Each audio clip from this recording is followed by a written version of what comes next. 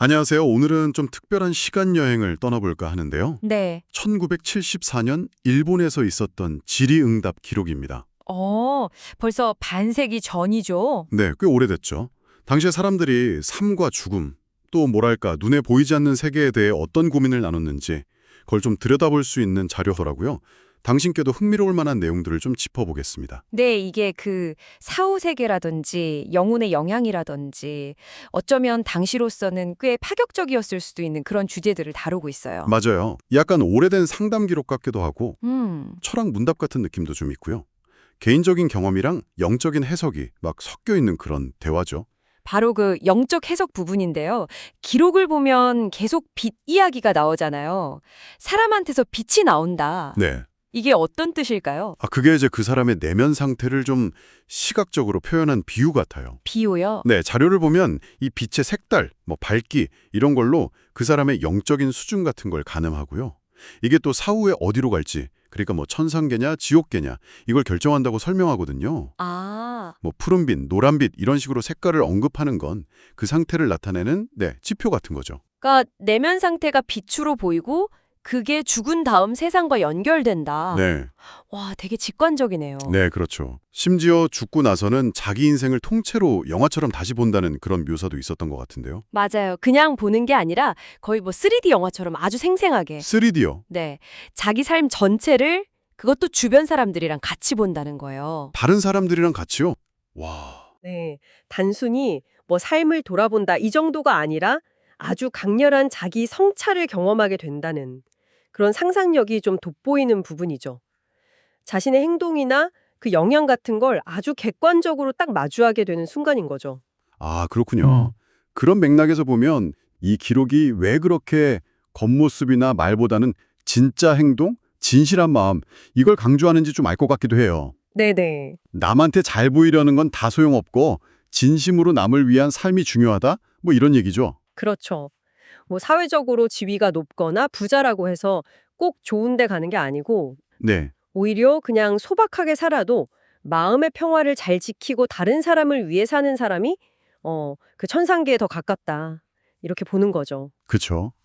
그러니까 물질적인 성공이나 겉모습 이런 거보다는 내면의 진실함이 훨씬 중요하다. 이런 주장인데 당시 사회 통념을 생각하면 꽤 도전적인 이야기였을 수도 있겠다 싶어요. 그리고 더 나아가서요. 그 눈에 보이지 않는 존재들 있잖아요. 지옥령이라든지 수호령 같은 아, 네. 이런 존재들이 우리 삶에 직접 영향을 준다는 설명도 상당히 구체적이더라고요.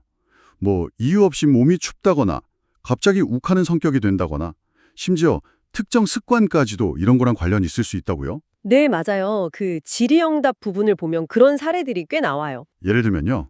팔이 저리고 아팠는데 마음 상태가 바뀌니까 싹 나았다거나 아니면 과거의 어떤 원한 같은 게 현재의 신경 증상으로 나타난다거나 와, 또 자기도 모르게 막 시를 쓰게 된다든지 잠잘 때 이상한 기운을 느낀다든지 이런 경험들을 다 약간 영적인 관점에서 설명하고 조언을 구하고 그래요. 아하. 당시 사람들의 다양한 고민이나 현상들을 이런 틀로 해석했던 거죠. 특히 그 알코올 의존에 대한 설명이 전 좀 기억에 남는데요. 아, 네네. 그 부분 좀 독특하죠? 술 마시고 싶은 충동이나 만취했을 때 행동하는 게 자기 의지가 아닐 수도 있다.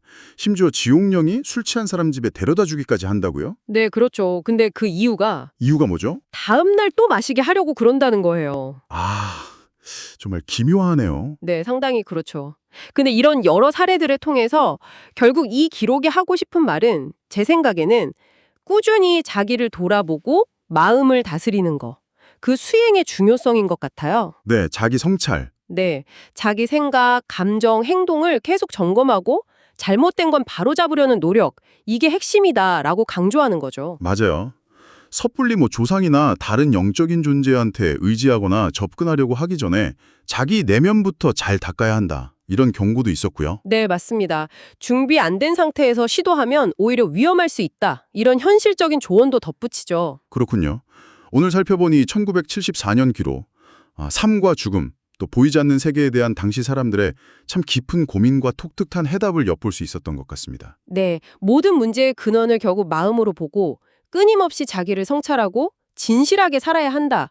이 메시지가 굉장히 강렬하게 다가왔어요. 네, 물론 뭐 현대적인 관점과는 좀 차이가 있을 수 있겠지만 그래도 인간 내면의 중요성을 강조하는 그 목소리 자체는 시대를 넘어서 좀 생각할 거리를 던져주는 것 같아요. 맞습니다. 함께 결국 우리 안을 들여다보는 그 여정이 가장 중요하다는 메시지를 다시 떠올리게 하는 그런 자료가 아니었나 싶습니다.